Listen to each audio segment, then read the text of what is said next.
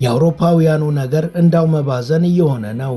የአሜሪካው መሪ ዶናልድ ትራምፕ ፊት ከነሷቸውና ጀርባቸውን ከሰጧቸው በኋላ ጠንካራ ወዳጅን ፍለጋ ሲባዝኑ ከርመው በመጨረሻም አይናቸውን በጨው አጥበው የምስራቁ ብሎክ ሀገራትን በር ማንኳኳት ጀምረዋል።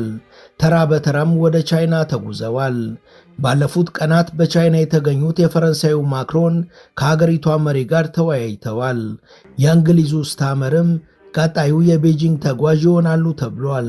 የጀርመኑ መሪ ቻንስለር ሜርዝ በበኩላቸው ወደ እስራኤል አቅንተዋል። ሩቅ የምታልመው ቻይናም በእንግሊዝ የአውሮፓ ትልቁን ኤምባሲ ለመገንባት አቅዳለች። ዋሽንግተን ግን ይህ ነገር ለስለላ ያጋልጣል ብላ ስጋቷን ገልጻለች። ይህ የሀገራቱ አካሄድ የቻይና፣ የሩሲያ፣ የሰሜን ኮሪያ፣ የኢራንና የህንድ ክንድ ምን ያህል እየፈረጠመ እንደመጣ ያረጋገጠ ነው ተብሏል። በሌላ በኩል ህንድ የትራምፕን ዛቻ ጆሮ ዳባ ልበስ ብላ ከሩሲያ ጋር በበርካታ ዘርፎች ዙሪያ መጠነ ሰፊ ስምምነቶችን ፈጽማለች። ከቀናት በፊት በኒው ደልሂ የተገኙት የሩሲያው መሪ ቭላዲሚር ፑቲንም የሁለቱ ሀገራት ወዳጅነት ታሪካዊና ሁሉን አቀፍ የሆነ ነው ብለዋል።